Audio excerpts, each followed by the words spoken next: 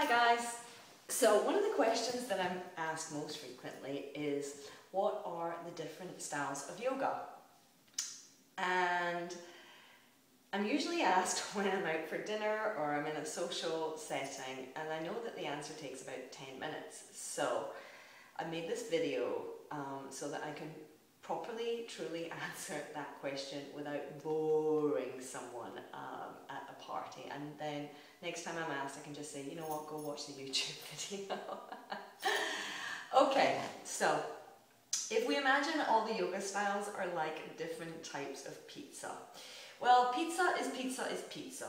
But you have different types of pizza, and a plain pizza in one restaurant doesn't taste the same as a plain pizza in another place. And we all know we have our favourite pizza places.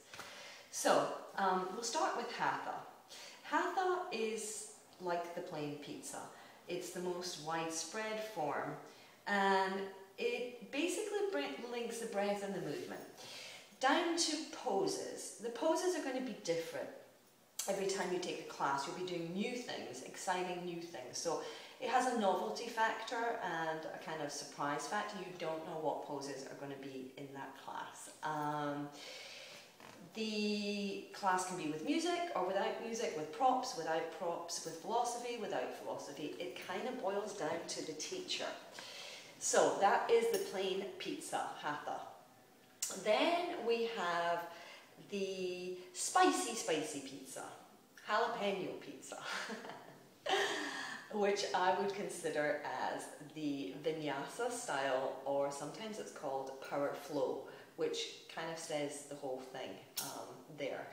It's powerful and you flow, which means no rest for the wicked. A lot of vinyasas, a lot of chaturangas. If you don't know what those are, they're the arm balances that you hold.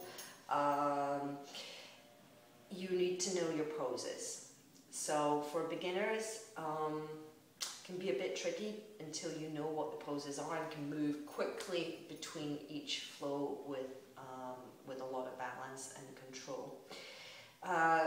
Usually done to pretty fast, hard music, and not much time for props or modifications. So that is vinyasa, jalapeno. The next style is Iyengar. Iyengar is kind of the opposite. There you are holding the poses, so there's no flow, unlike the vinyasa. You are staying in the poses while you align to the nth degree. So very particular, great for beginners who are learning the poses.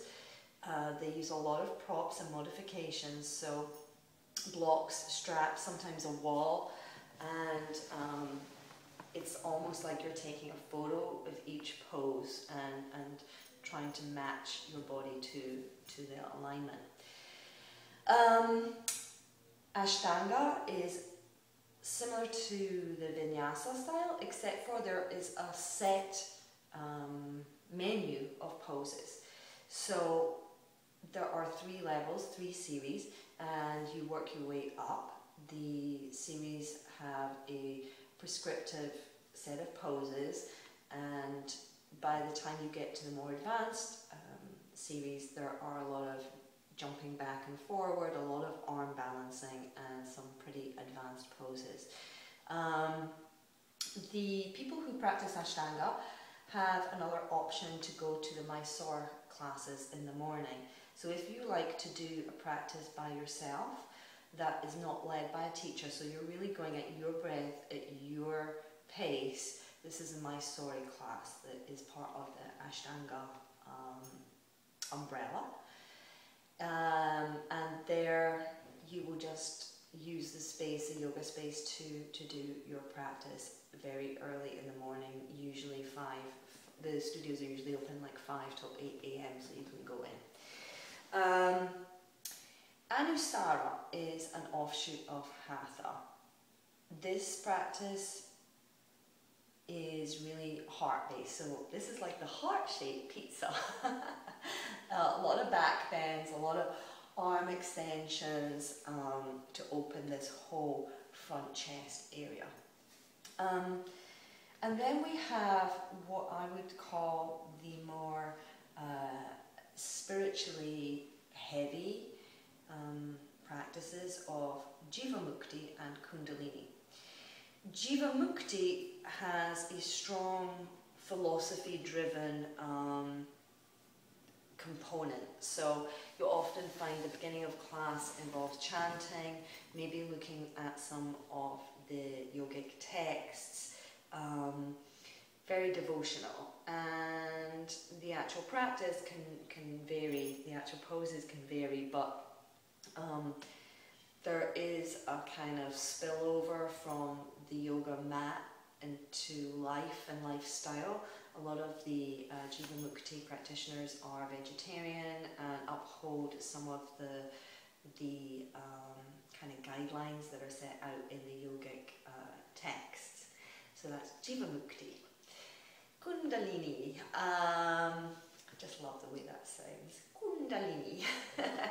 The Kundalini is actually an energy that we have inside us. It's a primitive energy, and the whole aim of Kundalini Yoga is to release this primitive energy that sits at the base of our spine and let it kind of shoot up to the crown of our head, so linking kind of heaven and earth together. They hold poses and they do a pumping breath, and that is like shaking this energy that's the base so that it kind of rises up to the crown. You may find a lot of the Kundalini practitioners practicing in white because it is a pure colour and they are channeling pure energy. Pretty spiritual again, so that is Kundalini. The next style that I want to talk about is Bikram. Bikram is like the Domino's pizza. It's going to be the same no matter where you go. It is reliable.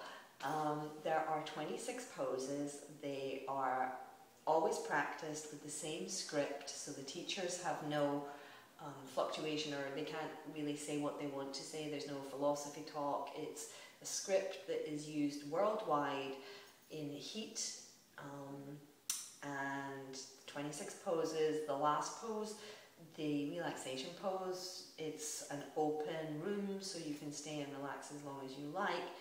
It is pretty advanced to begin with, and yeah, you kind of know what you're getting with Bikram.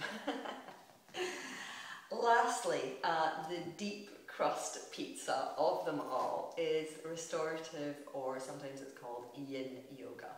The whole purpose of restorative or Yin Yoga is to relax the body so that no muscle is being used at all. How do you do that? Well, lots of props, so lots of bolsters, blankets, sometimes using the wall to prop the body. And you'll maybe only do 3 or 4 poses, lying down or maybe sitting. There's no flow to it at all. The whole purpose is just to calm things down gently. The poses are held for about 10 to 15 minutes, but again, because you're being propped, that's okay.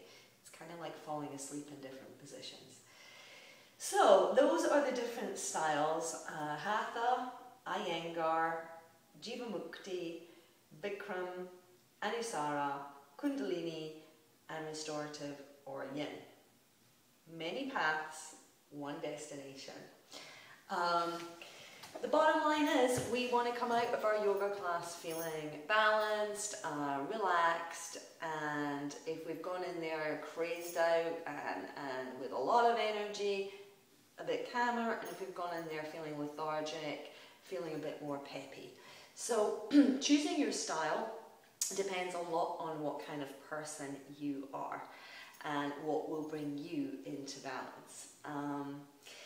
Beyond that, I would say that even within one style, just like when you go and buy pizza, it's not going to be the same in every restaurant. Even if you order a pepperoni pizza, it's down to the teacher and who you resonate with, who you find speaks to you, who you enjoy taking class with.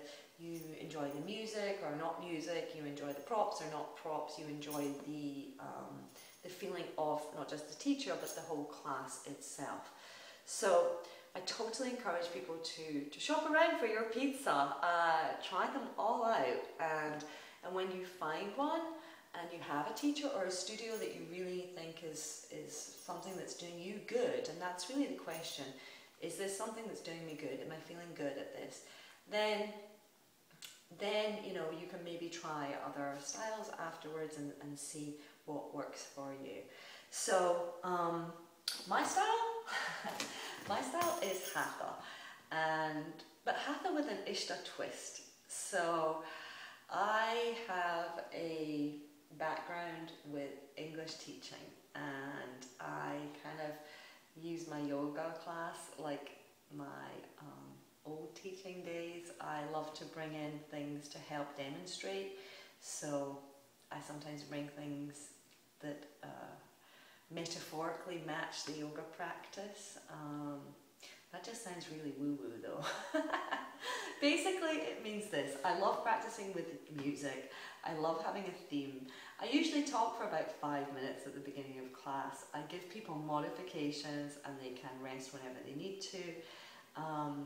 My Ishta training is so that people do what they need to do for their bodies, and helping them understand what they need to do for their bodies. So anyway, if you never try my classes, come to my classes and then you'll see.